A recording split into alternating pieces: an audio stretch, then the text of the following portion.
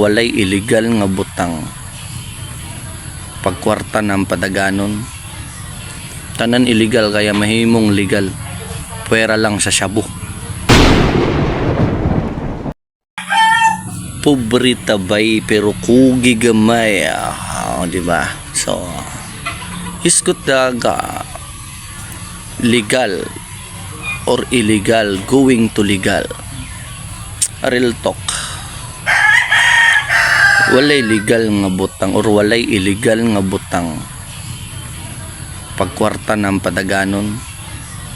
Tanan illegal kaya mahimong legal. Pwera lang sa shabu. No? Kanang issue karon or issue kuman sa Surigao, no, na tung tiguang gidakop sa Barangay Taf. Actually sakit lang paminawon nga usahay ang balaod disbalance, no. Problema pag yun pag ikaw ra ba mutingog ka sa social media about sa mga nahitabo aron sa tong nasod, abot sa mga sistema nga bulok, no. Ikaw pa'y kontrahon, ikaw pa'y padakop just like this.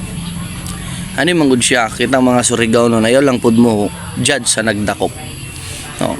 Sa mga nagdakop sa mga PNP, saludo ko sa ilang ginabuhat nilang trabaho. Tinod illegal na siya, online sabong illegal na siya, dili na siya kalimod. Saludo ko sa inyo sir, pero dapat manggod po gitaga na tog tsansang tao ang tiguang, gitaga na tog tsansa na or giwarningan lang nato, no. Can you imagine sa 70 pesos nga na balance sa iyang GCash gidaginot pagajud ninyo, no.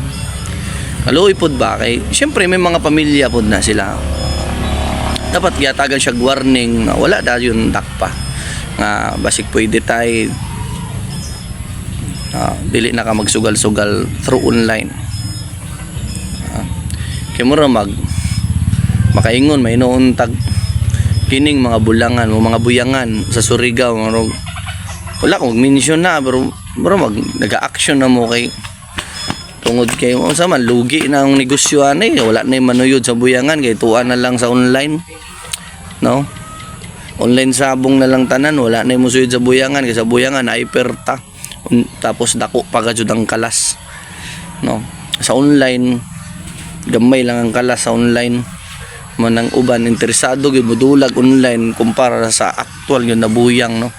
Suyod sa mga buyangan kamo pud mga Surigao noon, uno man sad kamo suyod sad mo pa nagsasabuyangan kay di pud na sila ka kwarta.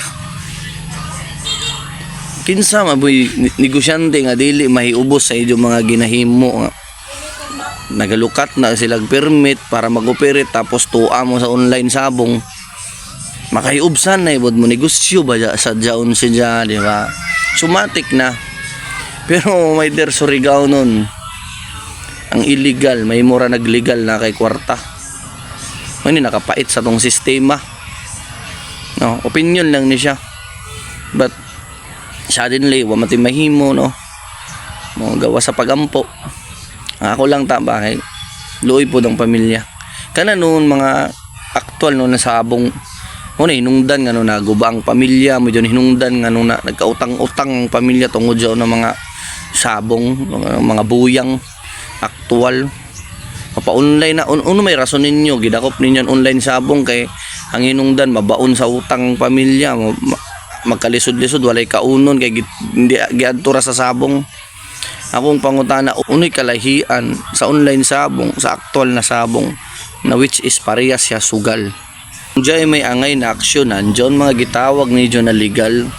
Nganong gipakuha pa man diyon ni diyon mga permit na mag-operate para ng mga sabong-sabong. Kung concern gajud kamo sa matag pamilya na dili maglisod, dili magkautang-utang tungod diyon sugal. Unta waya diyon tuguti na mag-operate, no? Wala diyon siya tuguti na mag-operate para Walay pamilya nga maguba, walay pamilya na mag-away, walay pamilya na mabaon sa utang tungod anang sugal. Pero lagi, matod pa na ako, walay illegal pag ikaw jay kwarta. So mara mga Surigao no, shout out sa tanan mga followers na ako sa pobre pero kugi. So pobre tabay pero kugi gamay. Bisag asal na dali makasabay yo. Bars.